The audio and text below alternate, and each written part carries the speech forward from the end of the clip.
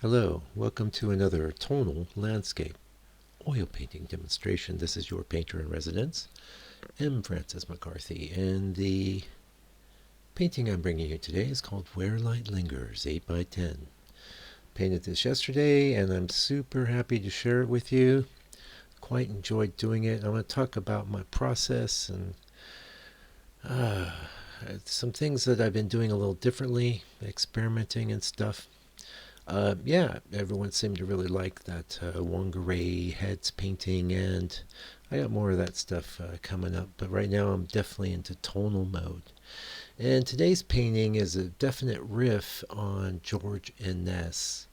I did a bunch of weird stuff to his painting, California. I think it's just called California. I've done a study of it. You can find it on the channel. If I think about it, I might even put a link to it below.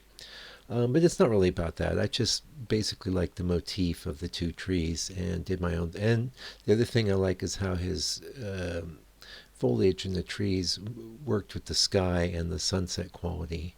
But very different painting and just inspired by. Also, he's the tonalist chief. So the real brief with this painting, you can see I'm not using a big brush. That's a 4. In the video in the live area, you hear me calling it a 6, I think, but it's a 4, and we're painting with burnt umber here.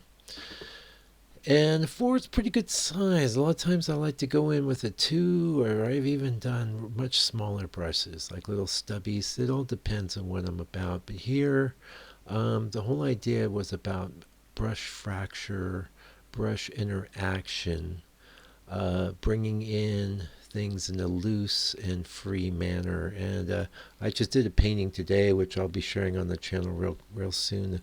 It's a very similar approach. Now, this, of course, was tonalist colors all the way, and definitely dedicated and a homage to George Inness, and I'll make sure that I call that out in the description too. You can see the reference image that I worked from in the members area. Also, members area has also the palette is in this one as well, and it's not too long. It's 3 hours. I did it. Boom.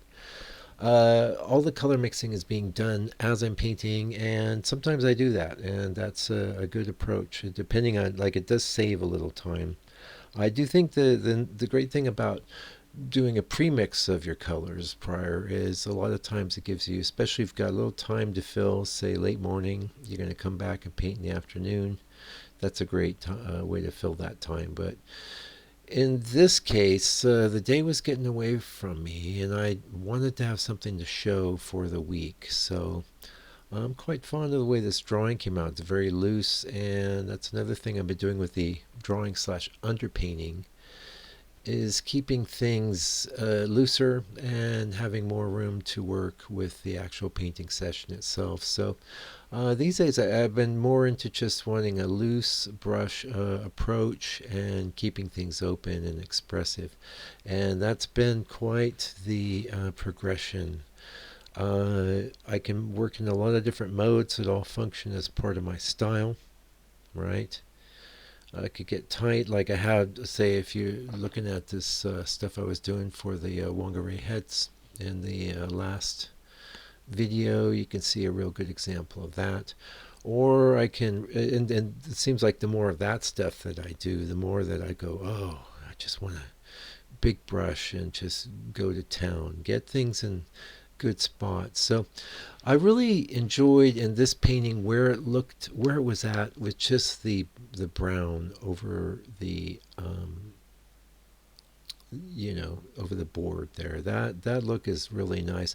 I think the painting came out great, but there was a softness to the trees there. There was a definite inspiration from Ines. But as the painting progressed, even though I was trying to keep things very soft and loose, and that was my definite approach, it took on a bit more of a graphic sensibility, and that's just a byproduct of me, of how I approach things. I tend to that design aspect of your painting is going to be something that you'll find hard to escape. And a lot of times I've had students, new students come to me here locally, and they're like, "Yeah, I don't know what my style is. I want to."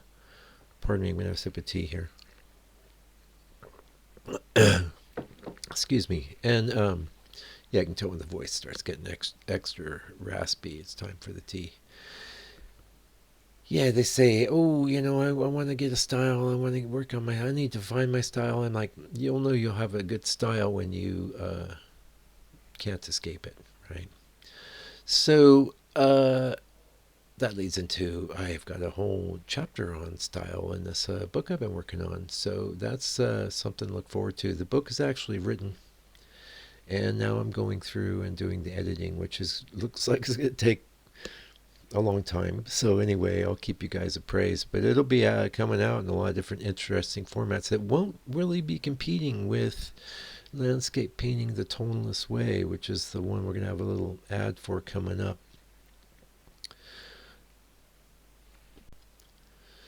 Anyway, we got our sky in, and a lot of what I'm doing here is I used some diox purple, which gives you a quality that's hard to get any other way, but I had to really restrain it. And so a lot of what's going on with the sky is a subtle complementary purple yellow riff. Yeah. So here we got the book. Book is a result of a good solid 12 years of trying to figure out how to paint in a toneless manner. It's got a lot of demonstrations in it where I break things down, like including how I do studies after the masters and stuff.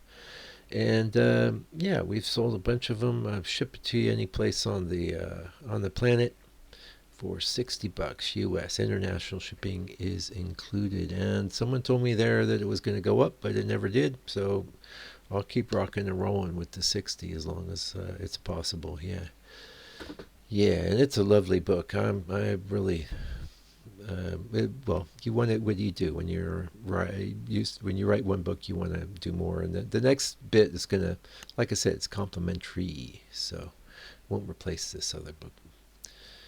Yeah, so I'm real happy with the way that sky came out, and the whole brief there, the whole bio there was just do the quick block in. I guess that's what I would refer to this technique as. It's not just a pure block in and that you're expressing yourself, you're moving the brush around. A lot of what I'm doing with the brush is it's a lot of pressure sensitivity and a lot of working with the medium and stuff. And as you progress as a painter, that's one thing you become increasingly sensitized to is like the quality of the paint inside your brush, how much of it you have, what you can do with it, and you know how much paint you're going to apply. And so what I was trying to do here is keep a real light touch, like a kind of feather light touch, and work in those darks. And one of the reasons I went well, it went as dark as it went, but it did have a certain softness to it before the darks went in um, that I enjoyed. The balance, of course, once you put in the darks, you're going to have to bring in everything to complement them.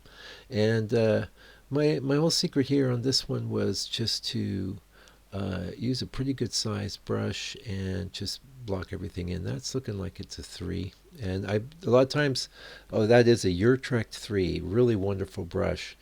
3 is a hard size to get your hands on. I've talked about that on the channel here quite a lot. I really missed the 3. I can use the 2. When you get a 2 from different vendors, it can be all over the map as far as size goes. But there's something about that 3, it's just a little more restrained than the 4.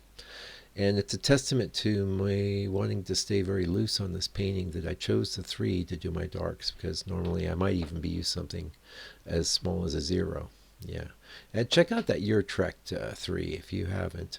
If you're in the States, you should definitely take advantage of the fact that you can get a lot of cool art supplies there. Out here in New Zealand, it's definitely more restricted. But that said, you can use just about anything to make art, and oil paint is, oh, it's lovely. It's very forgiving and very expressive. So you can see my whole approach here is to kind of do a loose, like a block in, but the block in is the painting. A lot of the underpainting still coming through, and I think that's a really great reason to use a color for landscape painting. The color you saw me start on, which is a sort of clay toned, it's called Deep Earth. It's a wonderful color to start with because you can leave a lot of it peeking around since what you're painting is the landscape. I've tried lots of different, definitely a lot of different variations of that ground color over the years. It's all in the channel. It's all there. If you go to the earliest days of the channel, you see me working on like burnt sienna, a very light burnt sienna, because it would be suspended in a transparent sort of acrylic, gesso, that kind of thing. Anyway, yeah, we moved from the darks on this, and the greens were really important, but they were extremely restrained. So my whole brief here was to be 100% tonal with the approach to color, which means that restriction of the value structure of the colors you use is critical. You can bring in, and we do bring in, a bright green, but it was important that the green have a restrained sort of redness to it. And that's definitely one of the hallmarks of tonalism, and something I can get very carried away with. The painting I did today, it just went straight up greens. I was like, I did throw in some reds. You always have to throw in some reds into your greens. If you didn't know, if greens is like one of the things you're struggling with, you wonder why the greens don't look good in your painting. When you mix your color, just get yourself some burnt sienna or red iron oxide, same difference, and add a little bit of that. And you'll see a lot of times you go, well, that's not changing much, except maybe making it kind of saturated in an odd way. But then if you feel it's a little too far, just bring a little more of that green mixture back in. And the green mixture I recommend, that's Mike's Green. I invented it.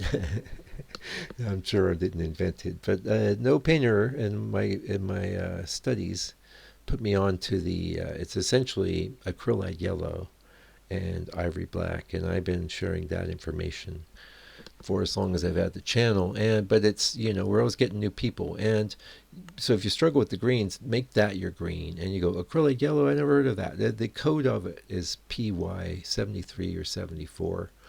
A lot of paints out there you hear called CAD yellow hue. That's your acrylite yellow. That will work. And the reason I use that mixed with the ivory black is that it's not super opaque, but it is definitely a strong yellow. And when that yellow hits the black, you can see the true green property of the yellow come through, and not to mention the bluish properties of the ivory black as well. Although certainly ivory black, it doesn't read like a blue, depending. It's all a matter of context. Yeah, we've talked about that quite a lot. So bringing in, we got in those greens, and they're a bit restrained, and you saw me bring up the chroma there. And here the sort of the highlights. I didn't want to go too bright with the greens and the trees, so I came in with a lot of like cadmium orange, and a lot of times I temper that with the Winsor Newton cad red hue. And the reason for that is the cad red hue is, if you're in the members area, you'll hear me refer to it all the time as as Mike's red. No, I call it my mixing red. And the reason is it's not very pretty or that effective on its own necessarily. It's just kind of blanc. But you can really use it to temper certain colors. Yeah, and make a whole range of different oranges. Temper your reds like you would with the burnt sienna. And we're getting pretty close to done with this painting, and this isn't sped up all that much. I mean, you got 15 minutes here, and the total painting time was quick. But there's the thing: if you got a problem, actually, I've been working on this for 15 years. So I remember a good friend of mine looking at one of my studies like 13 years ago and saying, "Wow, wouldn't it be great if you could do this with your larger paintings?" And I like, ah ha ha.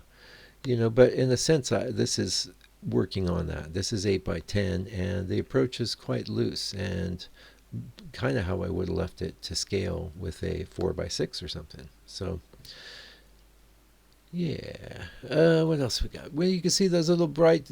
You can do those little bright greens.